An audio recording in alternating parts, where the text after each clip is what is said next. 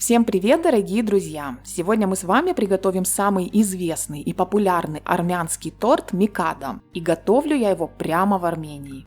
Прежде чем готовить, я многократно его пробовала, покупала в разных уголках Армении, в кофейнях, в супермаркетах, в магазинчиках. Все они отличались между собой, но смысл торта был понятен.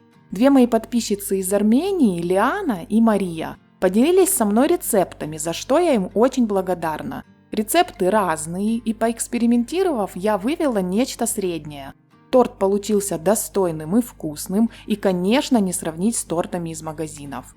Торт микадо состоит из тончайших песочных коржей и крема с вареной сгущенкой. Сверху он покрыт тертым шоколадом, именно по нему я всегда узнавала микадо на витринах. Давайте готовить микадо, и я все по порядку расскажу.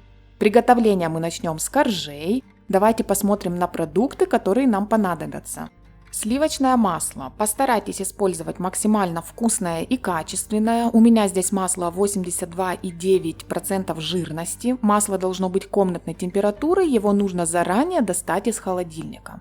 Далее нам понадобится сметана, у меня 25% жирности, она также должна быть комнатной температуры. И затем нам понадобятся обычные продукты: сода, яйца, сахар, мука.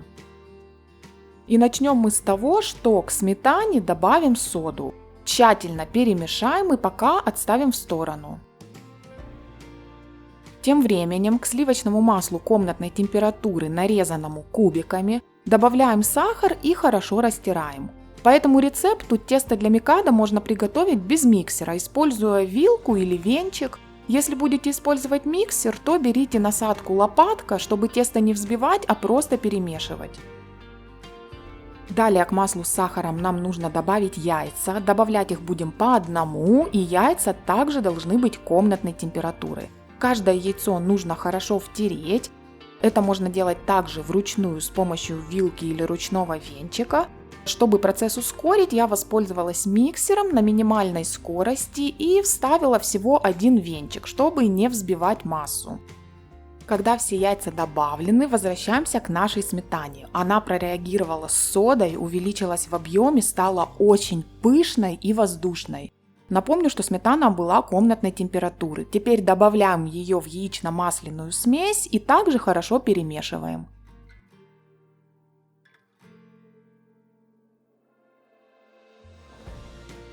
И осталось добавить муку. Муку нужно просеивать. Сначала добавляем примерно треть муки, перемешиваем лопаткой до ее увлажнения.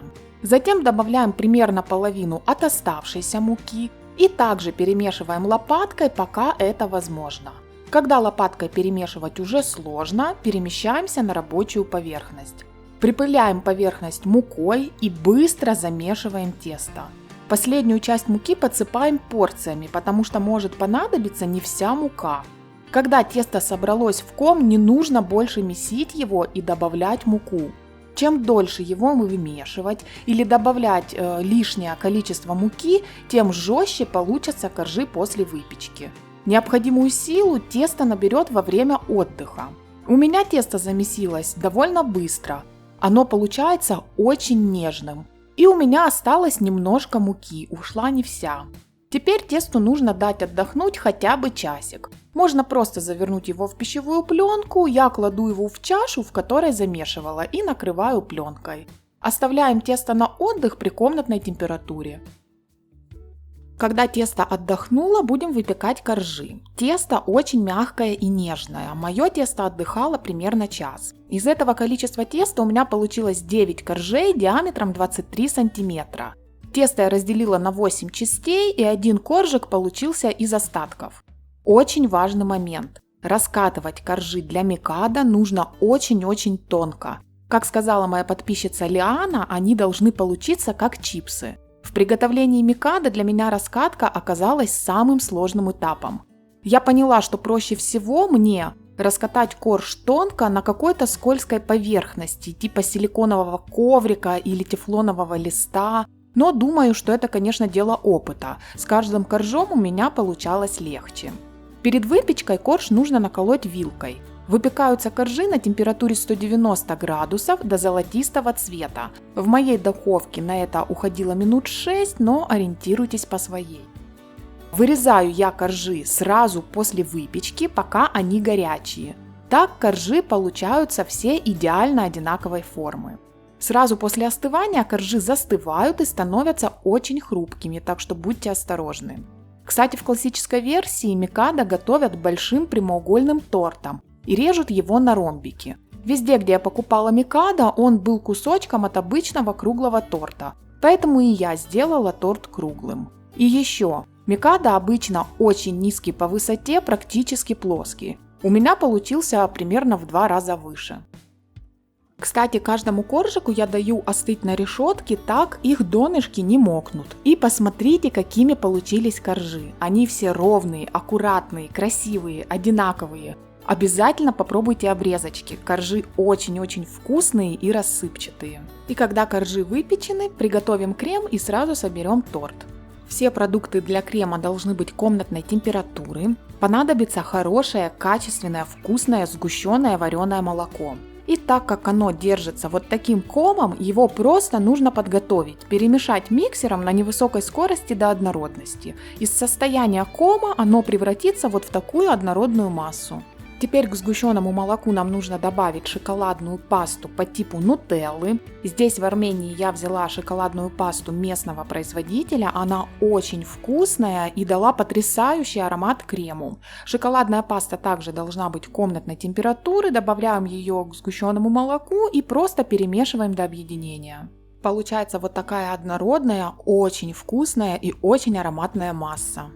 Теперь подготовим сливочное масло. Оно должно быть комнатной температуры и нарезано на кубики. Его нужно очень-очень хорошо взбить миксером, то есть оно должно значительно посветлеть, увеличиться в объеме и стать пышным. Обратите внимание, какое оно у меня сейчас желтое и каким оно станет светлым после взбивания. Так как сливочного масла в креме достаточно, оно играет значительную роль во вкусе крема, постарайтесь все-таки взять максимально вкусное и качественное сливочное масло. В результате взбивания масло получилось очень пышным и светлым, я его взбивала не менее 10 минут. Также важно останавливать миксер, чтобы собрать масло со стен из дна чаши. И теперь нам осталось соединить масло с карамельно-шоколадной частью. Добавляем ее к маслу в несколько этапов, примерно в 3-4 этапа, и каждый раз перемешиваем миксером. Так массам будет объединиться легче. Не забывайте во время взбивания останавливать миксер, чтобы крем перемешать лопаткой, и в результате должен получиться пышный, однородный, ароматный, вкусный крем. И теперь собираем микадо. В сборке он простой. Каждый корж нужно прослоить кремом. Самое главное здесь, чтобы крема хватило на каждый корж. Если у вас с глазомером не очень хорошо, то можно взвесить весь крем и разделить его на нужное количество коржей на весах. Толщина крема соответствует примерно толщине коржа. Данного количества крема у меня хватило ровно на сборку этого торта микадо, ни больше, ни меньше. И старайтесь крем распределять равномерно полностью по всему коржу, от центра к краям. И самое интересное, как этот торт настаивается. Все рекомендуют его пробовать на 2-3 день и даже больше. Мои подписчицы из Армении сказали, что его выдерживают до 10 дней, и он становится только вкуснее. Украшается микадо, как я уже говорила, тертым шоколадом. Я просто натираю шоколад на терке. И мне, кстати, очень нравится это шоколадное дополнение. Мелкие кусочки шоколада, они начинают быстро таять во рту и дополняют вкус торта. Вот таким вот микадо получается. Давайте его разрежем. Скажу, что после холодильника и после того, как торт простоит хотя бы полчаса при комнатной температуре, он по-разному режется. Но в обоих случаях торт не жесткий и не твердый. При этом сохраняется его рассыпчатая текстура коржей. Свой микадо я разрезала через 2 суток после сборки, и так как торт у меня получился большим, то каждый день я пробую по маленькому кусочку, и он действительно становится вкуснее. К кусочку микадо я обязательно завариваю чашечку ароматного кофе. Кстати, кофе в Армении очень любят и много его пьют. Все, кому удалось попробовать торт, остались очень довольны, им он понравился. Кстати, на моем канале нет тортов, аналогичных микадо, и для меня он был очень интересный и необычный в приготовлении. Друзья, я надеюсь, что вы заинтересуетесь этим рецептом, обязательно его приготовьте и попробуйте. Я, как всегда, вас всех благодарю за внимание. Оставайтесь со мной на связи и до новых встреч!